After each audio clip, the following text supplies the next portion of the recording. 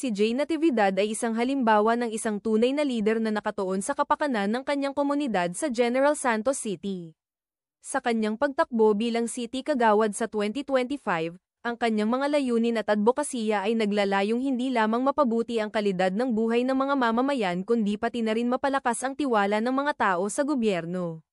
Ang kanyang mga plano sa pagpapabuti ng serbisyo sa kalusugan, edukasyon, at infrastruktura ay nagpapakita ng kanyang pag-unawa sa mga pangunahing pangangailangan ng lokal na komunidad.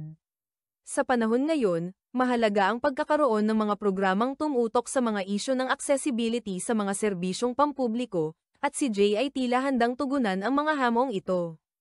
Ang kanyang pangako sa katapatan at transparency ay nagbibigay diin sa kanyang hangarin na maging isang responsableng lider. Sa pamamagitan ng pagiging bukas sa suhestyon at kritika, siya ay nagtataguyod ng isang kultura ng pakikipag-ugnayan sa mga mamamayan, na mahalaga upang mapanatili ang tiwala at pagkakaisa sa kanyang nasasakupan. Bilang inspirasyon sa mga kabataan, ang kanyang kampanya ay hindi lamang nakatuon sa pagkuha ng posisyon kundi sa paglikha ng mas maliwanag na kinabukasan para sa lahat. Ang kanyang malasakit sa mga mahihirap at mga nangangailangan ay nagpapakita ng kanyang puso para sa serbisyo, na siyang pangunahing katangian ng isang epektibong lider. Sa kabuuan, si Jay Natividad ay hindi lamang isang kandidato kundi isang simbolo ng pag-asa at pagkilos para sa mas mabuting General Santos City.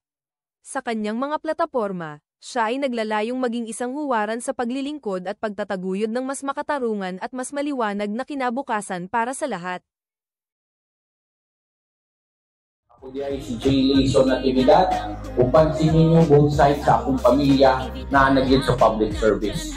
For more than 50 years na po ang pamilyang Layson at pamilyang Natividad ng serbisyo sa General Santos City.